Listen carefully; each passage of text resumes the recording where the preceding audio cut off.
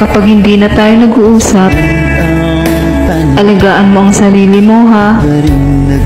Mag-iingat ka palagi. Sana maalala mo kahit minsan na may isang ako na nagmamahal sa'yo.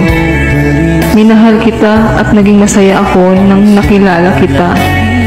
At hindi ko pinagsisisihan yun.